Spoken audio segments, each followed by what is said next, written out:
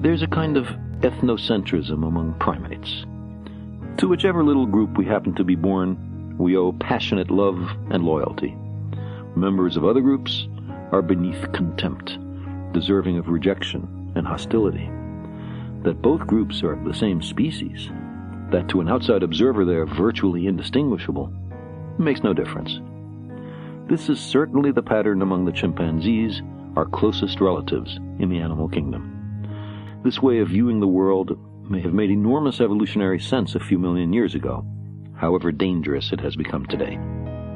Even members of hunter-gatherer groups, as far from the technological feats of our present global civilization as it's possible for humans to be, solemnly describe their little band, whichever it is, as the people. Everyone else is something different, something less than human.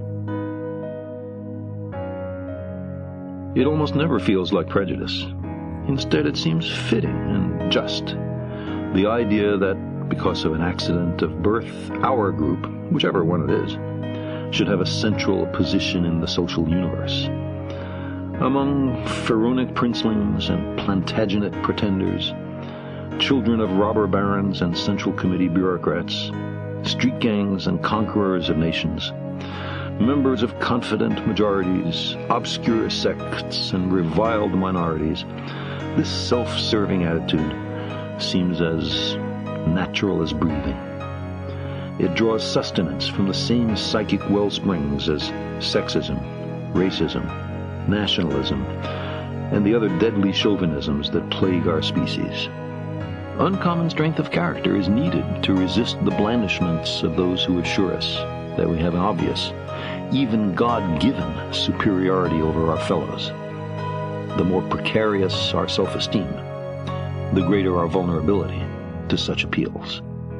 If this is our natural way of viewing the world, then it should occasion no surprise that every time we make a naive judgment about our place in the universe, one untempered by careful and skeptical scientific examination, we almost always opt for the centrality of our group and circumstance.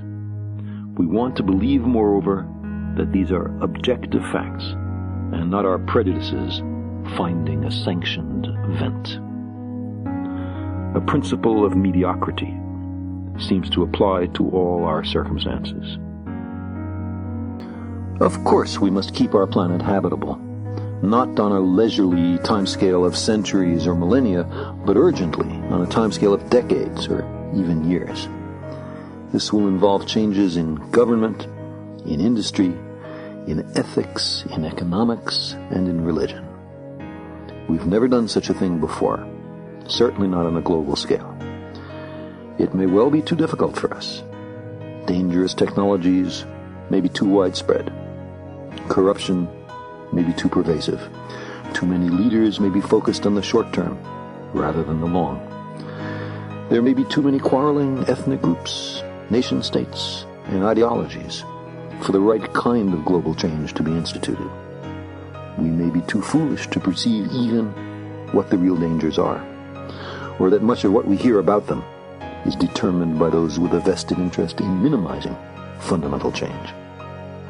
However, we humans also have a history of making long-lasting social change that nearly everyone thought was impossible. Since our earliest days, we've worked not just for our own advantage, but for our children and our grandchildren. My grandparents and parents did so for me.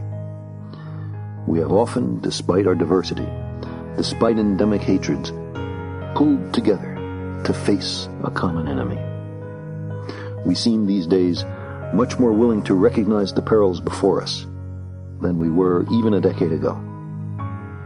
The newly recognized dangers threaten all of us equally. No one can say how it will turn out down here. By the time we're ready to settle even the nearest other planetary systems, we will have changed. The simple passage of so many generations will have changed us. Necessity will have changed us. We're an adaptable species. It will not be we who reach Alpha Centauri and the other nearby stars. It will be a species very like us, but with more of our strengths and fewer of our weaknesses, more confident, far-seeing, capable, and prudent. For all our failings, despite our limitations and fallibilities, we humans are capable of greatness.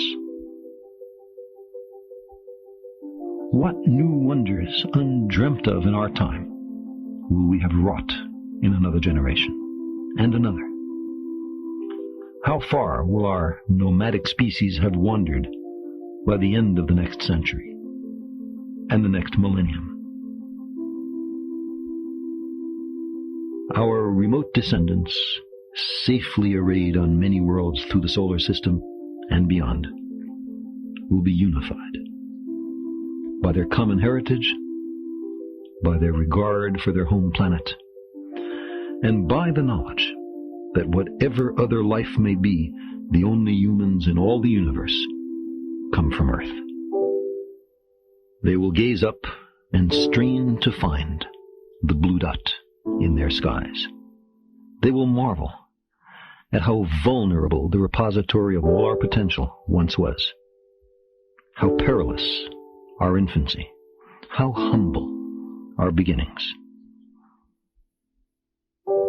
how many rivers we had to cross before we found our way.